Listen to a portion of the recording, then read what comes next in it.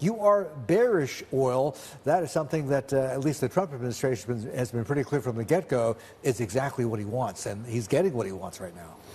Very good. Thank you for having me back, first of all. I'm not sure I would classify me or Rystad as necessarily bearish oil for the next 6 months. I would say that we see the market in this relatively narrow range of $60 to $70 per barrel.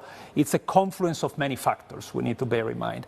For sure, what I can say is that there are bearish risks that are very clear at the horizon. The first one that I would mention is demand. Right? So what we see is this continuation of the tariff negotiation is creating a lot of uncertainty, right? So that is one. And then, of course, we have the threat of a significant increase in OPEC, right? So that is another thing that we saw for the past 3 months and might continue for the next 2-3 months. And then there are other things that are going on in the background, but I would say these are the two most important, and they are two relatively bearish. But as you said when you introduced me, you said, well, so we come from the same uncertainty and the same market move, and the prices are not 45, they are 65.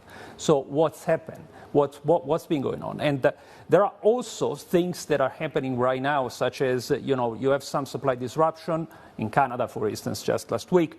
But there is also a huge geopolitical risk premium that came back just last week, right, with the attack of Ukraine on Russia. That is impacting the perception in the market of what the level of risk is. So many things as usual when it comes to oil. Yeah. But to go back to your initial statement, we see the oil bearish. I wouldn't say that we see it on a bearish kind of for the next 6 months. We see it kind of on this narrow range. And a band, understood. On the demand side, we'll get to supply in just a bit. On the demand side, though, the one word you didn't mention is China. Yes. Well, so how much do we have? Go ahead. So what I say is that China was by far the engine of growth in everything, including oil, for the past 15 years, even 20, right? So that China, even in 2023, grew demand by 1.5 million barrels per day, more than 70% of the total global oil demand growth that year. Everybody last year was gang-ho. As a matter of fact, I think I came here in this studio commenting on the fact that in 2024 we didn't see China growing this much. So what's happening in China? Well, again, it's not just one factor. There are probably two or three. The first is that China is not having a great time from an economic standpoint, specifically in those sectors that are requiring a lot of demand, such as the real estate sector or industrial sector. Other parts of the economy are doing fine, but that part is not in the greatest of the shape. And the second thing is that China is going through an extremely quick energy transition. And the amount of electric vehicles that were sold in China just in the past few months is more than 50% of the total vehicles sold. So this is a country, besides Norway is already at 90%, this is the country that is electrifying at the fastest speed. And with that in mind, of course, I mean, if China is no longer growing oil demand, then the rest of the world cannot fill this huge hole left by China. So we have, of course, places like the Middle East are doing fine right now, places like Latin America doing relatively okay, but you see that oil demand can no longer grow at 1.5 million barrels per day, which was the average before COVID, right? So it's more towards the 1 million barrels per day, in some cases even 0.5, because China is no longer growing that much. Claudio, let's get to this whole issue of geopolitical risk, and let's bring up the prices again, the graphics, and give yours a look so they can follow along. Brent, about 66.5 a barrel right now. Yeah. I mean, it's hard to calculate, and a lot of people do it different ways as well. What would you say the geopolitical risk premium is on top of Brent right now, or is there a premium being priced in? Well, so as a matter of fact, we do calculate it, right? So we have really a very, very thorough way to do it. Currently, it's probably in the order of $2 to $3 per barrel, something like that, which is significantly higher than it was just a couple of weeks ago. In some cases, it goes up even $5, $10 per barrel in extreme cases, right? But this would be few and far in between in the course of history. The invasion of Ukraine would be one example example where the price goes up, even the risk premium is $15 per barrel, right? But it didn't last that long, right? So it lasted for about 3 to 4 weeks. That level of geopolitical risk premium. And of course, right now, there is, with the war in Ukraine actually, unfortunately, intensifying, that is a risk that we need to bear in mind.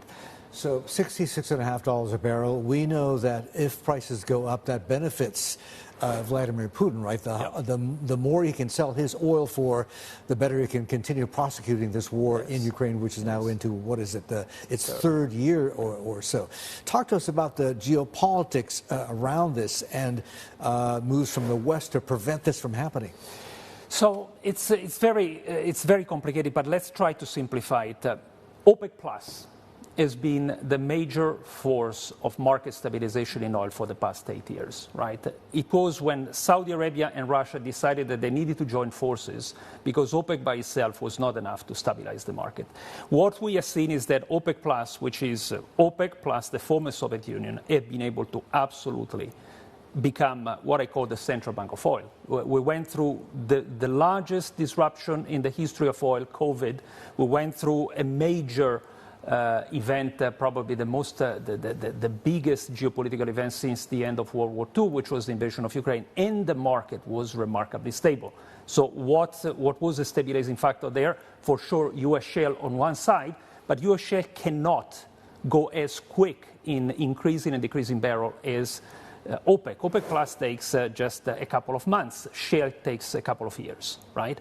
So what we are seeing right now is OPEC Plus is unwound production at a very fast clip, right? So we have had 411,000 barrels per day in May, June, July, and Saudi Arabia is saying even August and September.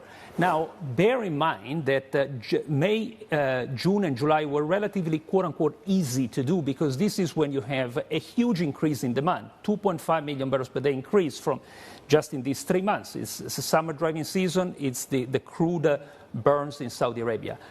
The litmus test is going to be what's going to happen in August and September, because if Saudi Arabia decides to force the hand and say, okay, we're going to increase another 411 or even more in August and September, then that might signal that OPEC Plus is actually potentially changing stance from price support to something like market share. We've seen this in the past, right? So we've seen this in 2015.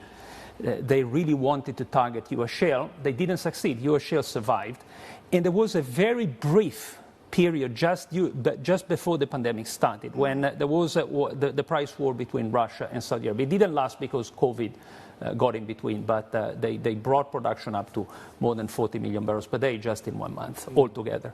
So right now, what we need to watch is will Russia agree to go with a further increase? Because if that is the case, prices may drop well below $60 per barrel. And that may impact, as you were saying earlier, Martin, the ability of Russia to continue on the military front.